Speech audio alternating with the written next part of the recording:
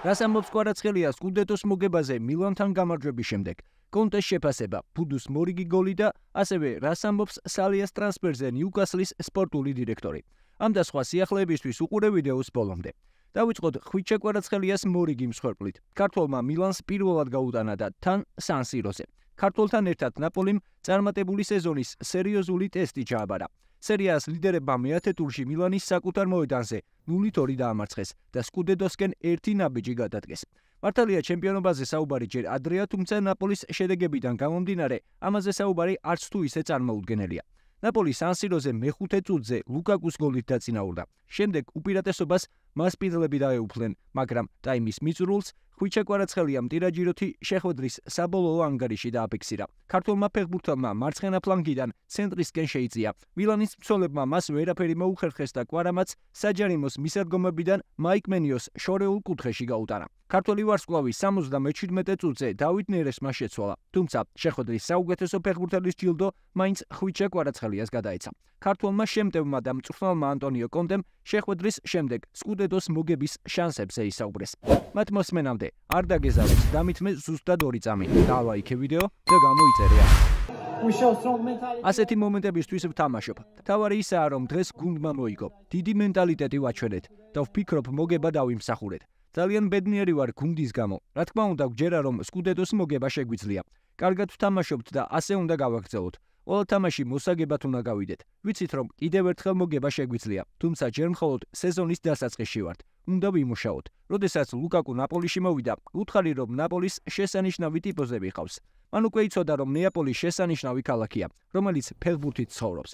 რა თქმა უნდა, მასთან ერთად თამაში სასიამოვნოა და კარგად ვუგებ. შესანიშნავი ადამიანია, ძალიან თავმდაბალი და გუნდის ლიდერია. ნამდვილად შესანიშნავი ბიჭია, წინვალე ფეხბურთელი. ეს ყველამ ვიცით. ნაპოლიმ როგორც მილანმა სეზონის წინ მწვრთნელი შეიცვალა და ახალი გზა დაიწყო. ჩვენსა და მათ შორის განსხვავება ისაა, რომ გასულ სეზონში მათ 22 ქულით მეტი დააგროვეს. სეზონის წინ მიზანს ყველა კლუბი ისახავს. ჩვენი მიზანია ევროტურნირებზე დაბრუნება, მაგრამ კონკურენციაც არის. 5-6 გუნდია, რომელსაც იგივე მიზანი აქვს. მნიშვნელოვანი 3 ქულაა. შარშანდელი სეზონის შემდეგ არავინ ელოდა, რომ ამ დროისთვის 25 ქულა გვექნებოდა. ყველა ერთად უნდა გავიზარდოთ მენტალიტეტის თვალსაზრისით. უფრო მაღალი მოთხოვნები უნდა გქონდეს საკუთარ თავთან. ყველამ უნდა მოუმატოს. მრავალი ასპექტით მუშაობთ და კიდევ შეგვიძლია უკეთ თამაში. სან-სიროზე მოვიგეთ და არა ჩემს სახლთან ახლოს მდებარე მოედანზე. ვიცი რა ემოციურ გავლენას ახდენს სან-სირო მეტოქე გუნდებზე. სან-სირო ფეხბურთის სახლია. აქ ჩამოსვლა მილანთან კარგი თამაში და 3 ქულის მოპოვება მეტ თავდაჯერებას შეგვმატებს. მორალურად გაგვაძლიერებს. ვიცით რომ გვაქვს ზღვარი და ისე უნდა გადავლახოთ რომ უკეთესები ვიყოთ. ნაპოლიში რაც მომწონს ის გარემოა რომელიც ჩვენს შორის იქმნება. ყველა ძალიან ჩართულია საქმეში, პროექტში. ეს არის საუკეთესო რამ, რისი მიღებაც ფეხბურთელებისგან შემიძლია. დადებითი ატმოსფეროა და ეს დიდ ენერგიას მაძლევს. გულშემატკივრებმა უნდა იცოდნენ რომ ღედა-ღამე ვმუშაობთ რათა მათ ჩვენით იამაყოთ. რაც შეეხება სკუდეტოს მოგებას. აქ არავინ არაფერს მალავს და გაურბის. რეალურად ვხედავთ ყველაფერს და ვნახოთ რა მოხდება. ვიმეორე, 10 ტურის შემდეგ 25 ქულის მოპოვება რაღაც წარმოუდგენელია. ხვიჩა კვარაცხელიასთვის ეს ნაპოლიში მიასე ოფიციალური შეხვედრა იყო ყველა ტურნირზე. ამ შეხვედრაში ქართველი სტატისტიკა ასეთია: 30 გოლი და 23 საგოლე პასი. ხოლო კონკრეტულად სერიას მიმდინარე სეზონში ხვიჩას აქტივში 10 შეხვედრაში 5 გოლი და 2 საგოლე პასია. ამ მონაცემებით კვარა ბომბარდირებში მეხუთე ადგილს კრისტიან პულიშიჩთან ერთად იყოფს. ნაპოლის კი 10 ტურში 25 ქულა აქვს და სერიას ლიდერია. ქართველის გუნდი მომდევნო ტურში 3 ნოემბერს ბერგამოს ატალანტას უმასპინძლებს. ბუდუ სივცივაძემ კი ზედისეთ მეორედ გაიტანა. ამჯერად ქართველმა ფორვარდმა თავი გერმანიის თასზე გამოიჩინა. კალსრუე ოფენბახს ესტუმრა და 2-0 გაიმარჯვა. შეხვედრაში ანგარიში ქართველმა 61 წუთზე გახსნა. აღსანიშნავია, რომ ეს ბუდუს მეორე გოლია თასზე და სულ მეცხრე კალსრუეს მაისურით ამ სეზონის ოფიციალურ შეხვედრებში. ბუდუ სივცივაძის გოლის მნიშვნელობაზე კალსრუეს მთავარმა მწვრთნელმა კრისტიან ეიხნერმა ისაუბრა. სივცივაძის გოლი ძალიან მჭირდებოდა, უმნიშვნელოვანესი გოლი იყო. ამის შემდეგ სადავეები ავიღეთ და თამაშს შეხვედრის დამთავრებამდე ვაკონტროლებდით. ძალიან ბედნიერი ვარ გამარჯვებით, რადგან ამ შეხვედრას მნიშვნელოვანი დატვირთვა ჰქონდა, როგორც სპორტული, ისე ეკონომიკური თვალსაზრისითაც. გვინდოდა რომ შედეგზე ორიენტირებულად გვეთამაშა. თამაშის მიმდინარეობის ხარისხით არც თუ ისე კმაყოფილი ვარ. პირველ ნახევარ საათში მოედანზე ფაქტობრივად არც ყოფილვართ. ნელობ თამაშობდით და ბევრი პასი ავაფუჭეთ. შეცდომებს ვუშვებდით. მეტოქე ჩვენს საჯარიმოში უფრო სახიფათო იყო, მაგრამ მეორე ტაიმში მდგომარეობა გამოვასწორეთ და ბუდუს გოლის შემდეგ ყველაფერი დავაქდა. შეგახსენებთ, რომ კალსრუე ბუნდესლიგაში გადასვლისთვის იბრძვის.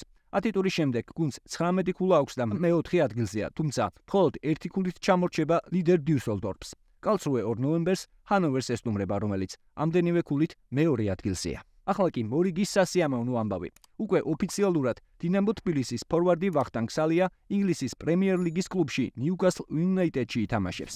სალია ნიუკასლს 2025 წლის აგვისტოში შეუერთდება, როცა 18 წლის გახდება. ქართლის ტრანსფერზე ნიუკასლის სპორტულმა დირექტორმა პოლ მიტჩელმა ისაუბრა. გახარებული ვართ, რომ რამდენიმე ტოპ კლუბს ვაჯობეთ და ვახტანგი გავიფორმეთ. ახლა ტალანტების მოძიება და მათი გადმობირება აუცილებელია. თუ გსურს კლუბს გრადი წარმატებული მომავალი კონდეს. მით უფრო ბაზარზე არსებული ულმობელი კონკურენციის გათვალისწინებით. ასე რომ ჩვენ ვაგრძელებთ ძიებას, როგორც ქვეყანაში, ისე საზღვარგარეთ. ვეძებთ ფეხბურთელებს, რომლებიც იდეალურად შეეწყობიან მომავალში პირველ გუნდს. ჩვენ მოუთმელთ ველით, როდის დავიწყებთ ვახტანგთან ერთად მუშაობას. მანამდე კი მას წარმატებას უსურვებთ დინამო თბილისის რიგებში. შეგახსენებთ, რომ მიმდინარე სეზონში 17 წლის სალია ქვეყნის ყველაზე ტიტულოვანი კლუბის ერთ-ერთი ლიდერია. სალია დინამო თბილისის აკადემიის აღზრდილია და ძირითად გუნდში დებიუტი 2023 წელს ჰქონდა. მიმდინარე სეზონში კი ყველა ტურნირზე ჩატარებულ 31 შეხვედრაში 7 გოლთან ერთად 2 საგოლე გადაცემა შეასრულა. აქვე შეგახსენებთ, რომ 1997-2000 წლებში ნიუკასლ იუნაიტედის ღირსებას თემურ ქეცბაია იცავდა. ამ გუნდში ცოტა ხნით თამაშობდა ზურაბ ხიზანიშვილიც. მოკლედ, დავალოდოთ აგვისტოს და წარმატებები უსურვოთ ქართულ შემტევს ახალ კლუბთან ერთად. ბოლოს კი გეტყვით, რომ UEFA-ს ერთა ლიგის 2024-25 წლების სეზონის მეხუთე შეხვედრას საქართველოს ეროვნული ნაკრები უკრაინის წინააღმდეგ გამართავს. შეხვედრა 16 ნოემბერს ბათუმში გაიმართება. თამაშზე დასასრები ბილეთების გაყიდვა ონლაინ რეჟიმში 31 ოქტომბერს 12 საათზე დაიწყება.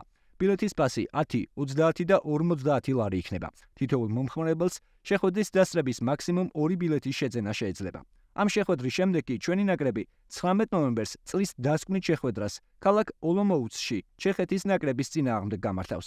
ამ შეხვედრის ბილეთების გაყიდვა კი 1 ნოემბერს 12 საათზე დაიწყება. ჩეხეთის საქართველოს შეხვედრის ბილეთის ფასი 13 евро იქნება და აქაც ანალოგიურად თითოეულ მომხმარებელს შეხვედრაზე დასრების მაქსიმუმ 2 ბილეთის შეძენა შეეძლება. ახლა კი, თუ მოგეწონა ვიდეო, დაალაიქე და გამოიწერე არხი, რომ არ გამოგჩეს შემდგომი სიახლეები. და ეს არის კრისტალბეტ ეროვნული ლიგის თამაშებს და უგულშემატკივრე ქართულ ფეხბურთს.